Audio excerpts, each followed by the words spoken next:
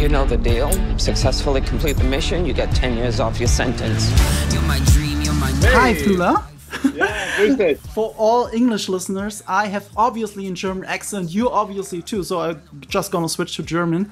Grüß dich, Flula. Ja, grüß dich. Ich sitze sogar in Bayern gerade. Ich weiß ja, du kommst aus Franken. Ich sitze in München gerade tatsächlich und spreche zu dir. Das ist sehr aufregend für mich. Du, ich habe gleich die allerwichtigste Frage vorweg, okay? Du bist deutscher YouTuber. Ich bin deutscher YouTuber. Du bist ein Suicide Squad und ich nicht. Wo ist das Problem? Wie kommt's?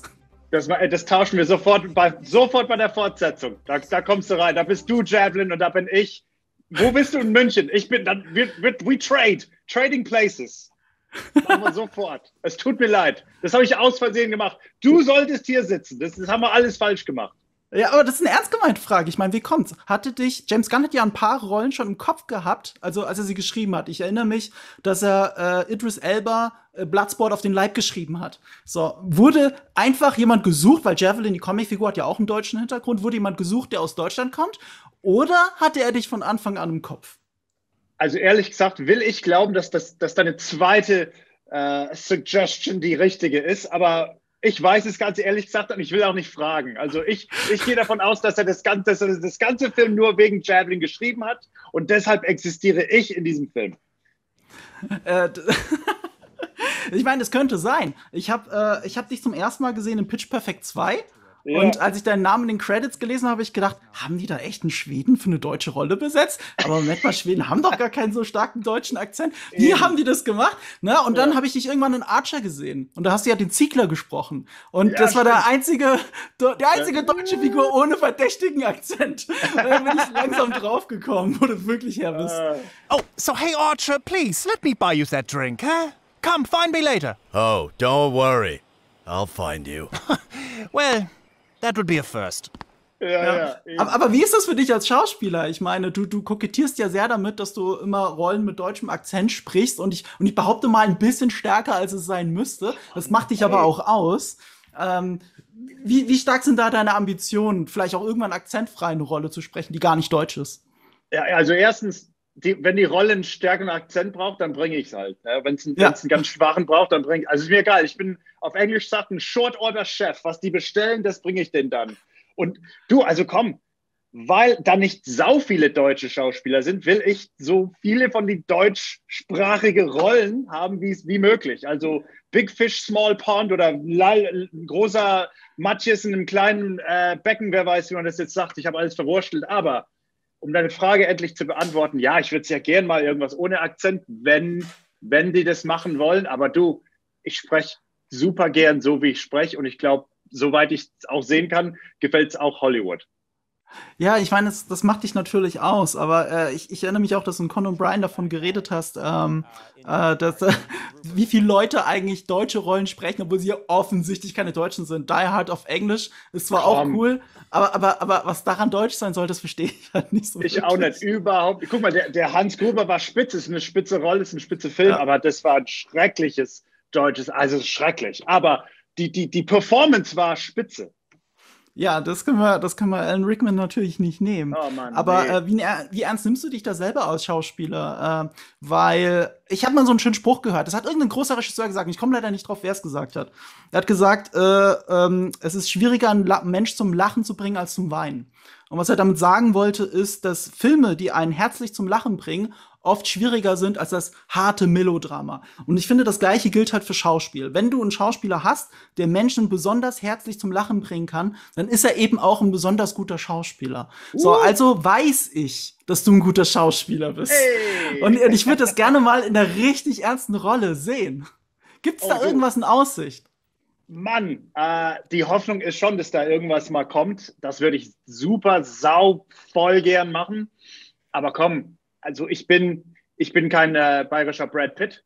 Ich nehme die Rollen, die mir gegeben werden und ich nehme sie alle und bin dafür super dankbar. Aber ja, na klar, also es würde sehr viel Spaß machen, mal was Ernstes zu machen. Aber ein Arschloch zu spielen, auch wenn es ein lustiger Arschloch ist, macht für mich auch super Spaß. Mache ich saugern. Ich dürfte ja Suicide Squad auch schon sehen. Und ich glaube, zu dem Zeitpunkt, wo das Interview rauskommt, kann ich schon sagen, ich fand den super. Und ich fand auch dich super. Und ich muss sagen, danke. ne, also klar, wenn man sich die Trailer anschaut, ist einem relativ klar, dass, ohne jetzt zu spoilern für alle anderen, die Javelin-Rolle kann nicht die größte Rolle in diesem Film sein. So, Bloodsport wird wichtiger sein. Aber ich behaupte, jeder, der den Film gesehen hat, wird deine Rolle nie wieder vergessen. So, und das ist schon mal eine Impression, die du da gelassen hast. Also ich höre jetzt aus deinen Worten raus, wenn dich DC fragt, magst du für ein Prequel noch mal vorbeischauen oder für irgendwas anderes, du bist zumindest offen dafür, nehme ich an. Super offen. Mann, das hat so viel Spaß gemacht. Und auch die Rolle, spezifisch die Rolle, und das ist auch kein Spoiler, aber also seinen ganzen Kostüm hast du auch gesehen. Das Ding ist so, das macht Spaß, so ein Ding da zu tragen. Und die schöne blonde Haare sowieso. Also allein die Haare sind genug, um Ja zu sagen, wenn die mir irgendwas Neues anbieten. Was Javelin-mäßiges. Apropos, ich versuche jetzt wieder nicht zu spoilern, aber ich glaube, es ist jedem klar, der den Film gesehen hat. Du willst etwas Wichtiges Harley Quinn sagen. Und das wird Harley Quinn nie so richtig erfahren, was es sein soll. Jetzt ist es so bei Schauspielern und Drehbüchern und auch bei Regieanweisungen. Normalerweise weiß der Schauspieler aber, was er hätte sagen wollen, weil du musst es ja so spielen, als würdest du es sagen. Deswegen meine Frage, was willst du Harley Quinn sagen? Ja, also ich will auch nichts spoilern, aber ich kann dir ganz grob sagen, wir haben ja mehrere so Takes gemacht, davon geschossen. Ja. Und ich habe da ein paar Mal andere Antworten im Kopf gehabt, als für jeden Take. Bei ein paar war es die eigentliche Antwort, ohne jetzt nichts zu spoilern, was du bestimmt dir auch vorstellen kannst.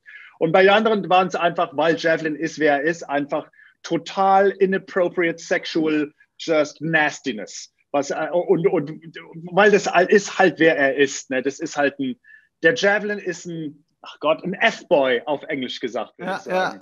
Sagt man das auf Deutsch? Nee, du kannst es auch, guck mal, deutsches YouTube, du kannst Fuckboy sagen, das ist völlig in Ordnung. Du kannst alles nasty, was dir einfällt, sag's ruhig. Das ist ein Fuckboy, das ist der Javelin, also, you can draw your own conclusions, aber ich würde sagen, dass der Javelin einfach just dirty und einfach DTF, down to F-Boy. Aber hast du da ein konkretes Wort im Kopf, das du sagen wolltest, oder ist es wirklich so krass, dass du es nicht mal in Deutsch sagen kannst? Kannst du nicht mal auf Deutsch sagen, nee. Guck mal, wir haben ganz viele Sachen mit dem Javelin gedreht, das überhaupt nicht, das hat der James mir im Nachhinein gesagt, komm, das war alles toll. Wir können keine Sekunde von was du jetzt da gelabert hast benutzen. Das ist einfach zu dreckig. Ach, du hast es ausgesprochen. Ja, bei anderen Szenen schon, ne? Weil das ist, also der hat ja der James Gunn ist ein Genie, der weiß genau, was er will, und auch wenn man sieht sofort, was das ist für ein Mensch, für einen Charakter, und da kann man ganz schnell seine eigenen Geschichten schreiben, weil er praktisch den Blueprint dir schon gegeben hat. Und der hat, der James' Spitze ist ein bisschen das off the road, aber der hat mir auch mal so loose leash gegeben und hat gesagt, komm mal, sag mal ein paar Sachen, also explore. Ne, mal sehen, was da rauskommt. Und leider, weil es Javelin ist, war die meisten der Sachen überhaupt, das war nicht gebrauchbar. Muss man alles wegschmeißen. Ich bin der Prinz vom Cutting Room Floor. Da sind meine ganzen Sachen. Die sieht man neben Film, und das ist für mich eigentlich das Ziel von der ganzen Sache. Das macht für mich am meisten Spaß. Ich habe ihn ja bis jetzt nur einmal gesehen, aber ich fand ihn so gut, ich habe mir tatsächlich Karten für die Deutschlandpremiere auch nochmal nachgekauft. Oh Mann, toll. Wenn ich's richtig gesehen habe, ne? Aber jetzt hilf mir bitte. Das ist ein Mini-Spoiler, aber es ist kein richtiger Spoiler. Ich habe nicht den Javelin werfen sehen. Habe ich das verpasst? Oder ist das wirklich nicht passiert? Ja, also ohne zu viel zu spoilern. Ich habe den Ding tatsächlich mehrmals geworfen. Ich bin kein Profi. Also Side Note, finde ich spitze, dass also die deutsche Javelin Crew, das sind ja olympische Champions. Also ich habe das ja irgendwie geerbt, finde ich. Das fand ich auch irgendwie so Poetic Justice, dass ein Deutscher einen Javelin da rumschmeißt. Also rumgeschmissen habe ich schon. Ob es gut aussieht, kannst du beurteilen. Glaube ich nicht, weil das angeblich vielleicht ist es bei der portugiesischen Version, schmeißt der Javelin sein Javelin.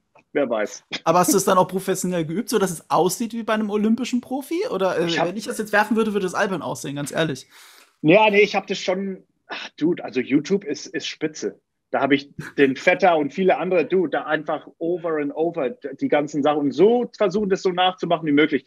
Aber eigentlich muss ich sagen, was ich da oft mit dem Javelin gemacht habe, ist, was man überhaupt nicht mit dem Javelin macht, sondern das als Bowstaff benutzen, dieses Rumflippen. Ja. Das macht man nicht mit dem Javelin. Das ist ja außerdem Also guck mal, all die Supervillains würden die auch selber zugeben? Nee, würden die Schauspieler zugeben. Die sind alle Idioten. Das sind alles Idiots. Alle. Und der Javelin ist keine Ausnahme. Ja, er ist halt so ein Poser, deswegen macht er diese Tricks die ganze Zeit, obwohl die gar keinen Sinn machen, natürlich. Das soll nur gut aussehen. Nix. Ja, eben.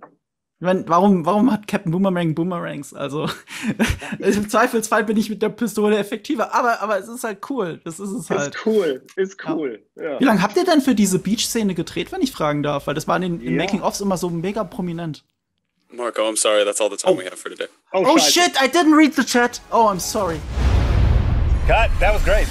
Hier spricht der Marco aus der Zukunft, der dem Marco aus der Vergangenheit sehr gerne sagen würde, schau in den Chat, was der Aufnahmeleiter dir schreibt. Sorry dafür, deswegen so ein kurzer Break in diesem Interview. Ein kleines Ende habe ich noch für euch, aber ich möchte euch ganz kurz noch erzählen, wo ich mich ohne Ende verquatschen darf. Das ist mein neuer Podcast, Nerd und Kultur.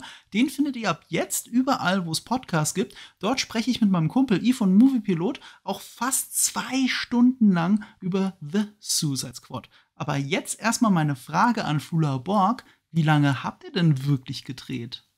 Ey, das hat fast eine Woche. Nee, länger. 2 Wochen, glaube ich, war das. War toll, dich zu sprechen, Mann. Und viele Grüße. Hat mich sehr gefreut. Ja, danke schön. Viel Spaß und Erfolg weiterhin. Tschüss. Hey, vielen Dank. Wünsche ich dir auch. Okay, tschüss. I love your accent. American women all love accents. There's so many great characters in DC, and being able to see different expressions of those characters, that's so fun to me.